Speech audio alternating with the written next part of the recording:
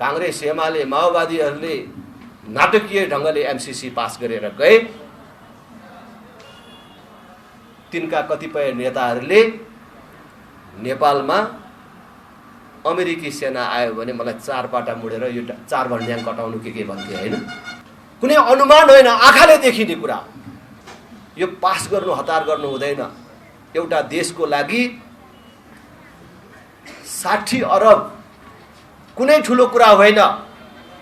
तपाईहरूले एउटा एनसेल भन्ने संस्थासँग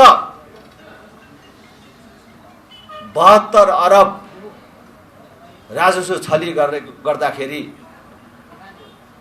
भागभण्डामा मिल्नुभयो। यो 60 अरबले बाटो बनाउने, ट्रान्समिसन लाइन बनाउने अथवा बिजुलीको त्यो तार टाङ्ने कुरा गर्नु भो। तर यो बाटो मात्रै आउँदैन, तार मात्रै आउँदैन, अरू कुरा पनि आउँछ भनेर भन्दैछन् भनेर हामीले भन्यौं।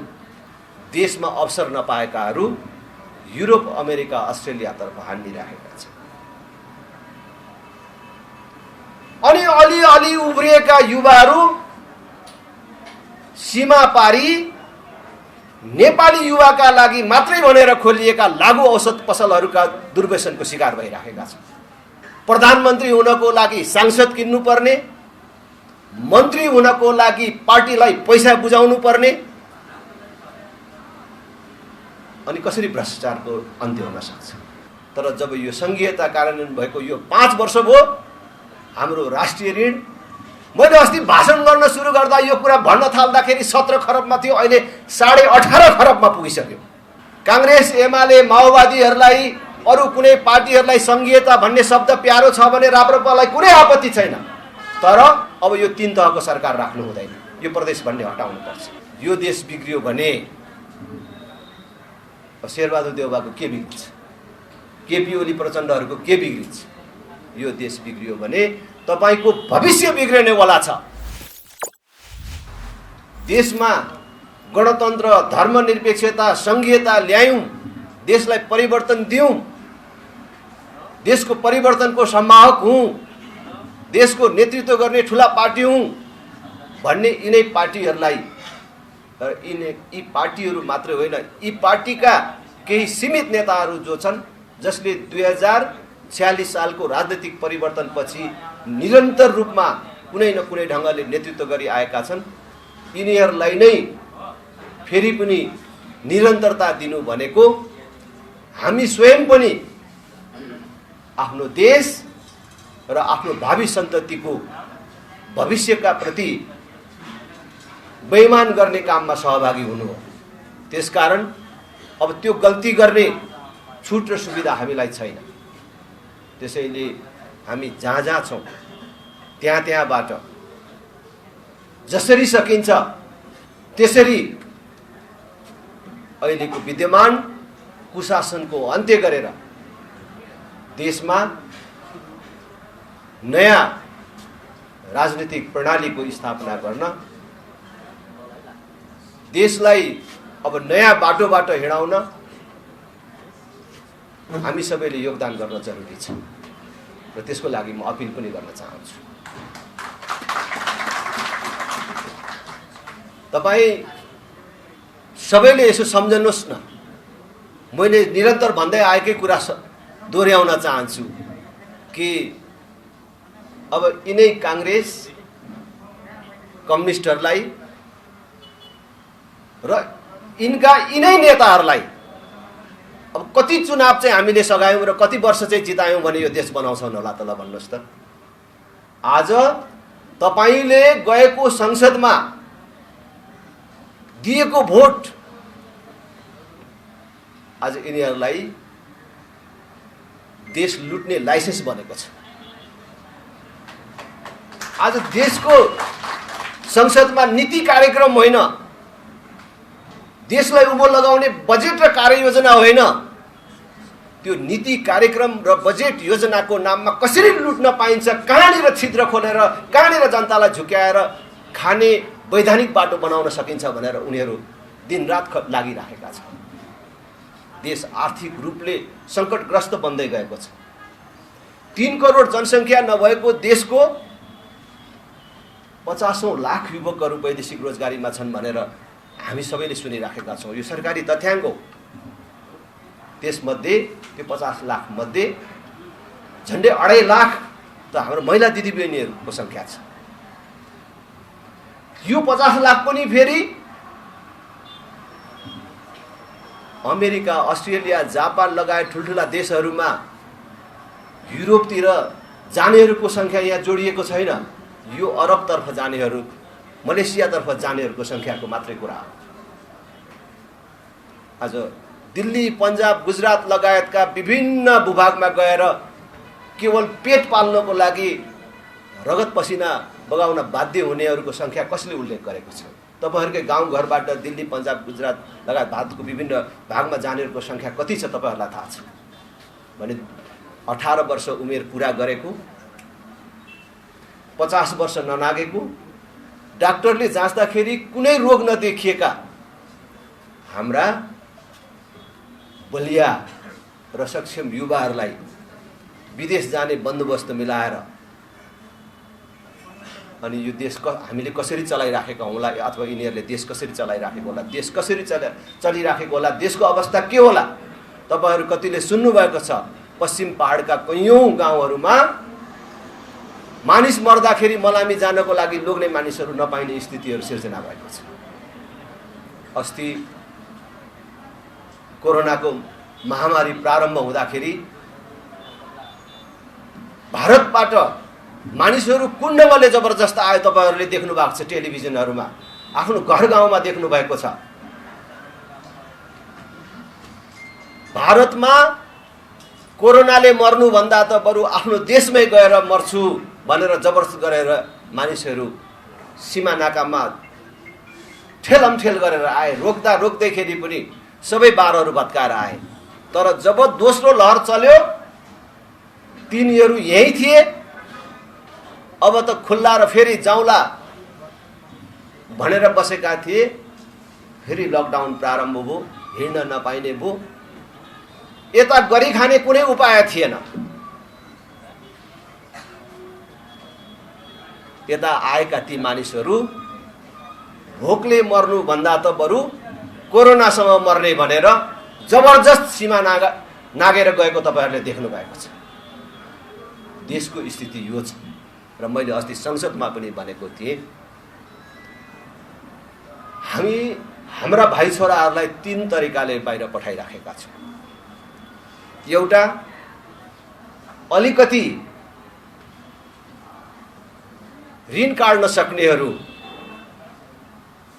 अलिकति पैसा तिर्न सक्नेहरू अरब मलेसियातर्फ गइराखेका छन्। पैसा पनि नहुने, सिप पनि नभएकाहरू दिल्ली, पन्जाब, गुजराततर्फ गइराखेका छन्। अनि ज्ञान र सिप भएका, क्षमता भएका तर देशमा अवसर नपाएकाहरू युरोप, अमेरिका, अस्ट्रेलियातर्फ हानिराखेका छन्। अनि अलि उब्रिएका युवाहरू सीमा पारी नेपाली युवाका लागि मात्रै भनेर खोलिएका लागु औषध पसलहरूका दुर्व्यसनको शिकार भइराखेका छन् भने आज देश कुन बाटोतर्फ गइराखेको छ? यसकारण म फेरि पनि तपाईहरू सबैलाई आग्रह गर्न चाहन्छु, एउटा देश पतन हुनु, खत्म हुनको लागि योभन्दा अर्को ठुलो कुनै आधार चाहिँदैन। एउटा देश समाप्त हुनका लागि, असफल राष्ट्र बन्नका लागि सबै आधारहरू निर्माण भइराखेका छन्। त्यसकारण हाम्रो यो प्यारो मातृभूमि, जो यो भूखण्डको सबभन्दा जेठो देश र संसारको प्राचीन देशहरू मध्येको एउटा देश, जुन बेला नेपाल भन्ने देश थियो त्यस बेला आजको भारत बनेको थिएन, आजको अमेरिका बनेको थिएन। र यो देश इतिहासको कुनै कालखण्डमा पनि कसैको अधीनमा परेको छैन। त्यो देश म फेरि पनि भन्छु इतिहासकै सबभन्दा सङ्कटग्रस्त अवस्थामा छ। मातृभूमिप्रतिको आफ्नो कर्तव्य निर्वाह गर्नको लागि पनि हामीले देशलाई दुर्घटनाबाट बचाउनको लागि, देशलाई असफल राष्ट्र हुनबाट जोगाउनको लागि हामी सबैले योगदान गर्ने बेला आएको छ। त्यसैले राष्ट्रिय प्रजातन्त्र पार्टीले भनेको छ कि यही व्यवस्था, यही प्रणालीबाट न भ्रष्टाचारको अन्त्य गर्न सकिन्छ, न सुशासन कायम गर्न सकिन्छ, न वैदेशिक हस्तक्षेप रोक्न सकिन्छ। त्यसकारणले यो व्यवस्थामा नै सुधार गर्न जरुरी छ अब। किनभने अहिले यो नेतृत्वले त काम गरेन, तर यो नेतृत्वभन्दा पनि प्रमुख रूपमा यो नेतृत्वले स्थापित गरेको प्रणाली दोषी छ। तपाईहरुले देख्नु भएको छ, सांसद हुनको लागि मतदाता किन्नुपर्ने, प्रधानमन्त्री हुनको लागि सांसद किन्नुपर्ने, मन्त्री हुनको लागि पार्टीलाई पैसा बुझाउनु पर्ने, अनि कसरी भ्रष्टाचारको अन्त्य हुन सक्छ? यो प्रणालीले कसरी भ्रष्टाचार रोक्न सक्छ? यति सानो देशमा मैले अघि भने 3 करोड जनसङ्ख्या पुगेको छैन भनेर भन्छ, त्यो देशमा झन्डै 40,000 को नजिकमा जनप्रतिनिधिहरू छन् जसलाई ऋण काटेर तलब भत्ता खुवाउनु पर्छ। अनि यो देश कसरी उभो लाग्छ? राजाको पालामा राष्ट्रिय ऋण 29 अरबमा थियो। यो संहिता कार्यान्वयन हुने बेलासम्ममा 8 खरबमा पुगेको थियो।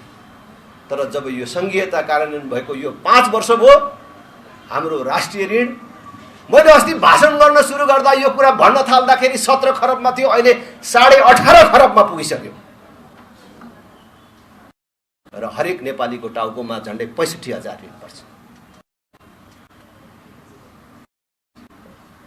ऋण भनेको फेरि फर्काउनु पर्छ, त्यसको ब्याज तिर्नु पर्छ। तर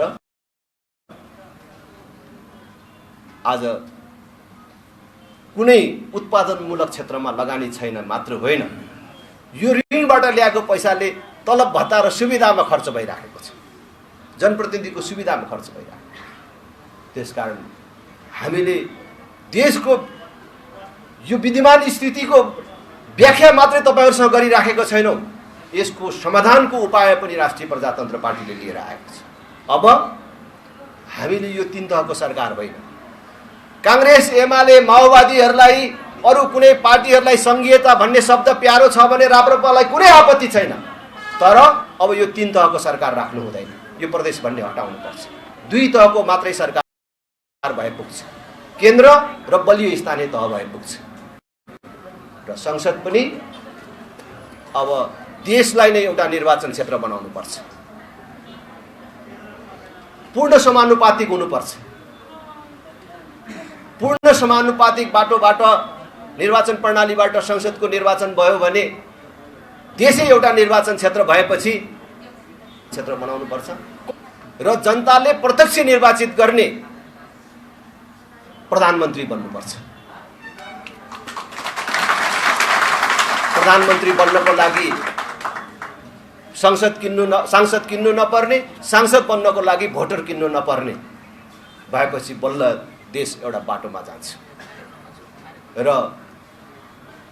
ती सबैको माथि राष्ट्र प्रमुखको रूपमा, अभिभावकीय संस्थाको रूपमा राज संस्था कायम गरेर जानुपर्छ। यो नै अहिलेको समस्याको समाधान हो। त्यसकारण यसको पक्षमा जनमत निर्माण गर्नको लागि राष्ट्रिय प्रजातन्त्र पार्टीलाई बलियो बनाउन जरुरी छ। त्यसकारण मैले बारम्बार आह्वान गर्दै आएको छु र आज पनि आह्वान गर्न चाहन्छु, देशलाई माया गर्न चाहनेहरू, देशलाई माया गर्नेहरू, आफ्नै जीवनकालमा यो देश बनेको देख्न चाहनेहरू सबै साथीहरू अब राष्ट्रिय प्रजातन्त्र पार्टीमा जुट्नुपर्छ, राष्ट्रिय प्रजातन्त्र पार्टीलाई बलियो बनाउनुपर्छ र खास गरी युवा साथीहरूलाई त झन् म विशेष आग्रह गर्न चाहन्छु, यो देश बिग्रियो भने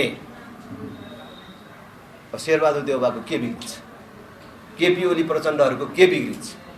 यो देश बिग्रियो भने तपाईको भविष्य बिग्रिनेवाला छ। त्यसकारण अबको युवाहरू नेपालको राजनीतिमा हस्तक्षेपकारी ढङ्गले आउनु पर्यो, राजनीतिबाट भाग्नु भएन। चुनावको बेलामा कसले 1 लिटर पेट्रोल हालिदिन्छ, कसले 1 छाकको व्यवस्था गरिदिन्छ, 1 ट्वाकको व्यवस्था गरिदिन्छ, त्यता कुद्नु भएन। अहिलेको यो विद्यमान विकृति विसङ्गतिको विरुद्ध उभिने आँट गर्नु पर्यो र परिवर्तनको संवाहक बन्नु पर्यो भनेर म अपिल गर्न चाहन्छु। आज हेर्नुहोस् त, एमसीसी पास गर्न हतार गर्नु हुँदैन भनेर हामीले भनेको थियौँ। जति आशंकाहरू व्यक्त भइराखेका छन् ती सबैको निवारण नगरिकन यो पास गर्नु हतार गर्नु हुँदैन। एउटा देशको लागि 60 अरब कुनै ठुलो कुरा होइन। तपाईहरूले एउटा एनसेल भन्ने संस्थासँग 72 अरब राजस्व छली गर्दाखेरि भागभण्डामा मिल्नुभयो। त्यसकारण एउटा देशको लागि 60 अरब ठुलो कुरा होइन, हतार नगर्नुहोस् भनेर भन्यो। यो 60 अरबले बाटो बनाउने, ट्रान्समिसन लाइन बनाउने अथवा बिजुलीको त्यो तार टाङ्ने कुरा गर्नु भो। तर यो बाटो मात्रै आउँदैन, तार मात्रै आउँदैन, अरू कुरा पनि आउँछ भनेर भन्दैछन् भनेर हामीले भन्यौँ। तर काङ्ग्रेस, एमाले, माओवादीहरूले नाटकीय ढङ्गले एमसीसी पास गरेर गए। तिनका कतिपय नेताहरूले नेपालमा अमेरिकी सेना आयो भने मलाई 4 पाटा मुडेर यो 4 भन्ड्याङ कटाउनु के भन्थे होइन। अहिले अस्वाभाविक ढङ्गले अमेरिकी सैन्य अधिकारीहरूको ओहोरदोहोर बढिराखेको छ। कुनै अनुमान होइन, आँखाले देखिने कुरा। किन 7 समुद्र पारीबाट त्यो अमेरिकाले यति धेरै यहाँ चासो राखिराखेको छ? किन यस प्रकारका ओहोरदोहोरहरू भइराखेका छन् र विभिन्न प्रकारका थप अरू सम्झौताहरूका प्रस्तावहरू किन आइराखेका छन्? यसबाटै प्रश्न हुन्छ कि देशको असंलग्न परराष्ट्र नीतिमा अहिले अब असन्तुलन आइसक्यो। त्यो हाम्रो तटस्थता अहिले समाप्त हुँदै गइराखेको छ र यो ठुला राजनैतिक दलहरूले विदेशीहरूसँगको सम्बन्धलाई सत्ता स्वार्थसँग गाँस्नको कारण आज नेपाल शक्ति राष्ट्रहरूको रणनीतिक रूपमा प्रतिस्पर्धा स्थलमा परिणत हुँदै गएको छ। यी सबै घटनाक्रमले के पुष्टि गर्छ भने काङ्ग्रेस कम्युनिस्टहरू अब यो देशको विकास र समृद्धिको कुरा छोड्नुहोस्, यसको स्वाधीनताको रक्षा गर्न समेत असफल भइसक्यो। त्यसकारण जति सक्दो चाँडो हामीले यिनीहरूको विस्थापन बहिर्गमनको लागि हामी आफूलाई क्रियाशील बनाउन तयार रहनुपर्ने, हतार गर्नुपर्ने बेला आएको कुरा म तपाईहरूलाई निवेदन गर्न चाहन्छु। उपस्थिति यो सबले पनि राष्ट्रिय प्रजातन्त्र पार्टीप्रति नयाँ आकर्षण पैदा भइराखेको छ, राष्ट्रिय प्रजातन्त्र पार्टीका प्रति एउटा नयाँ विश्वास पैदा भइराखेको छ भन्ने कुराको सङ्केत गर्दछ।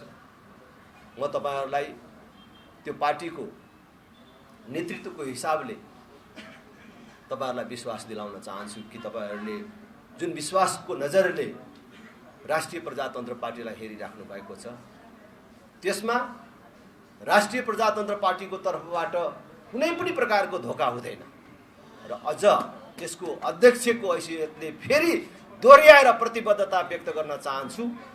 हामी मूलत नियत सफा राखेर इमानदारिताका साथ नेपालको राजनीतिमा एउटा संस्कारको राजनीति स्थापना गर्ने भनेर अगाडि बढेका छौँ। यसमा कुनै पनि प्रकारको धोका हुँदैन। म त भन्छु यो जुनीमा त के, अर्को जुनीमा पनि तपाईँहरूलाई हामीबाट धोका हुँदैन। त्यसकारण तपाईँहरू ढुक्कका साथ अगाडि बढ्नुहोस्, अगाडि बढौँ।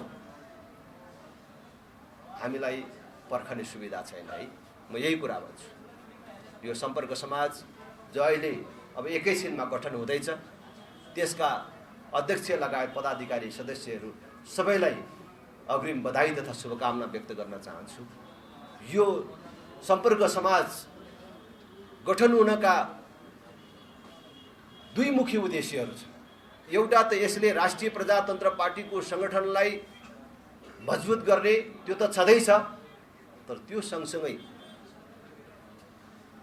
यहाँ तपाईँहरूका बीचमा एउटा भाइचाराको अभिवृद्धि पनि गर्ने। दोलखाबाट काठमाडौँ उपत्यकामा आएर बस्ने राप्रपा सम्बद्ध सबैका बीचमा सुख दुःखमा सहयोगको आदान प्रदान गर्ने एउटा नेटवर्क निर्माण गर्ने पनि हो। कोही बिरामी भयो, कसैलाई साह्रो पर्यो, सबैले अलिअलि सहयोग गरेर उकास्न सकिन्छ। राप्रपा मात्रै भन्ने, परेको बेला केही सहयोग नगर्ने हो भने मान्छे किन लाग्छ? त्यस कारणले यो समिति जो बन्छ त्यसले यो समाजका सदस्यहरू, म त भन्छु यो समाजका सदस्यहरू मात्रै होइन, दोलखाबाट आएर बसेका अरू पनि सबै दिदीबहिनी दाजुभाइहरूलाई पर्दाखेरि सहयोग गर्ने, आपद विपदमा सहयोग गर्ने काममा यो संस्था क्रियाशील हुनुपर्छ र त्यसको लागि एउटा वातावरण बनाएर अगाडि बढ्नुपर्छ। कोही असहाय विपदमा परेकोले गुहार्ने संस्थाको रूपमा यो समाज विकसित होस्, त्यो संस्थामा परिणत होस्, जसले गर्दाखेरि भोलि राम्रो काम गरियो भने कसैलाई राष्ट्रिय प्रजातन्त्र पार्टीमा लाग्नु पर्यो भनेर ढिपी गरिराख्नु पर्दैन। म लाग्छु भन्दै आफै आउँछ। त्यसकारण यो हाम्रो राप्रपाको पनि दोलखा काठमाडौँ सम्पर्क समाज गठन भयो भनेर आराम गर्न पाइँदैन। त्यसपछि गतिविधिहरू सुरु हुन्छ, अभिलेखहरू राख्न सुरु गर्नु पर्यो, सबै साथीहरूको फोन नम्बरहरू राख्नु पर्यो, सबै जोडिने एउटा सामाजिक सञ्जाल समूह बनाउनु पर्यो।